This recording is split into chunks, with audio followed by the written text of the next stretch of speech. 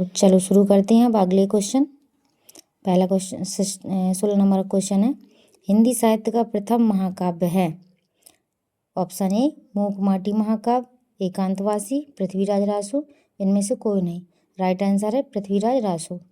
इसका डिटेल देखेंगे।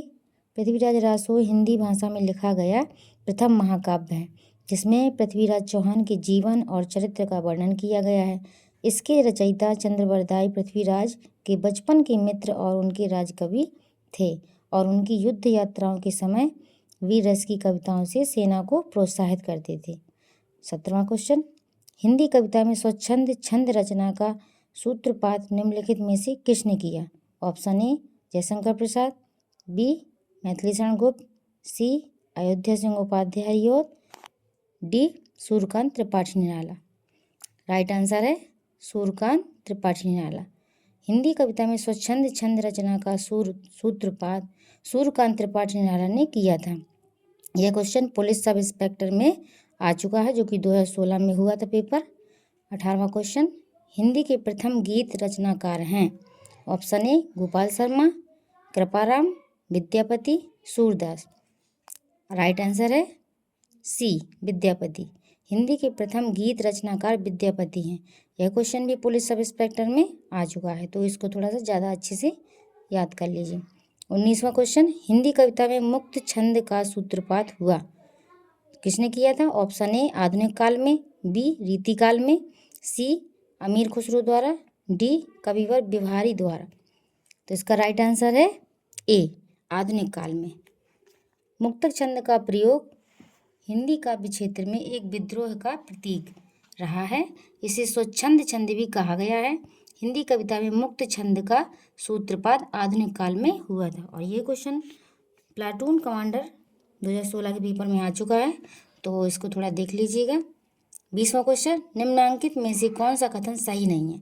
Option A Sursagar में श्री कृष्ण की लीला विषयक पद संग्रहित हैं, बी सूरसागर के रचयिता सूरदास हैं, सी सूरसागर ब्रजभाषा में लिखा गया श्रेष्ठ महाकाव्य है, डी सूरसागर में राम कथा संबंधी पद भी मिलते हैं। तो राइट आंसर है इसका कथन सा, सूरसागर ब्रजभाषा में लिखा गया श्रेष्ठ महाकाव्य। ये क्वेश्चन भी प्लाटून कमांडर में आ चुका है, तो उसको भी मोस्ट ही समझिए। 21वां क्वेश्चन, मानवता की सामान्य भावना को आगे करके निम्न श्रेणी की जनता में आत्मगौरव का भाव जागृत करने वाले सर्वश्रेष्ठ कवि थे, तो कौन थे। Option A Tulsidas, option B Kabir, C Jayasi, D Surdas. तो राइट आंसर है कबीर। कबीर हिंदी साहित्य के भक्तिकालीन युग में ज्ञानश्री निर्गुण शाखा की काव्यधारा के प्रवर्तक थे। इनकी रचनाओं ने हिंदी प्रदेश के भक्ति आंदोलन को गहरे स्तर तक प्रभावित किया। कबीर की भाषा सुदुक्कड़ी है। इनकी भाषा में हिंदी भाषा की सभी बोलियों की भाषा सम्मिलित है। मानवता की सामान्य भावना को आगे करके निम्न श्रेणी की जनता में आत्मगौरव का भाव जागृत करने वाले सर्वश्रेष्ठ कवि कबीर ही थे। अगला क्वेश्चन, अपभ्रंश भाषा के प्रथम व्याकरणाचार्य कौन थे। Option A Panini, option B Katyayan, option C Hemchand, option D Patanjali.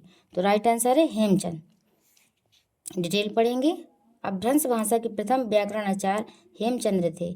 आचार्य हेमचंद महान गुरु, समाज सुधारक, धर्माचार्य, गणितज्ञ और उद्भूत प्रतिभाशाली मनीषी थे। भारतीय चिंतन, साहित्य और साधना के क्षेत्र में उनका नाम अत्यंत महत्वपूर्ण है। संस्कृत एवं प्राकृत पर उनका समान अधिकार था। वे कवि थे, काव्य शास्त्र के आचार्य भी थे, योग शास्त्र से मर्मज्ञ भी थे, जैन धर्म और दर्शन के प्रकांड विद्वान थे, टीकाकार और महान कोशकार भी थे। और ये क्वेश्चन ग्रुप 5 फार्मासिस्ट एग्जाम में आ चुका है, तो लैब टेक्नीशियन में एग्जाम में भी आ चुका है, तो इसको मोस्ट समझिए। 23वां क्वेश्चन, 2017 में किस आध्यात्मिक गुरु को पद्म विभूषण पुरस्कार से सम्मानित किया गया है। Option A Baba Ramdev, option B Morari Bapu, option C Yogi Adityanath, option D Sadhguru Jaggi Vasudev. इसका डिटेल है, इसका राइट आंसर तो सदगुरु जग्गी वासुदेव का है। तो इसका डिटेल पढ़ेंगे। जग्गी वासुदेव एक योगी, सदगुरु और दिव्यदर्शी हैं। उनको सदगुरु भी कहा जाता है। यह ईसा फाउंडेशन नामक लाभ रहित मानव सेवी संस्थान के संस्थापक हैं। 2017 में इन्हें पद्म विभूषण पुरस्कार से सम्मानित किया गया है। यह क्वेश्चन भी ग्रुप 5 फार्मासिस्ट लैब टेक्नीशियन में 2017 में आ चुका है, तो उसको भी अच्छे से याद कर लीजिए। नेक्स्ट क्वेश्चन है, संयुक्त राष्ट्र संघ में हिंदी में भाषण देने वाले पहले राजनयिक थे।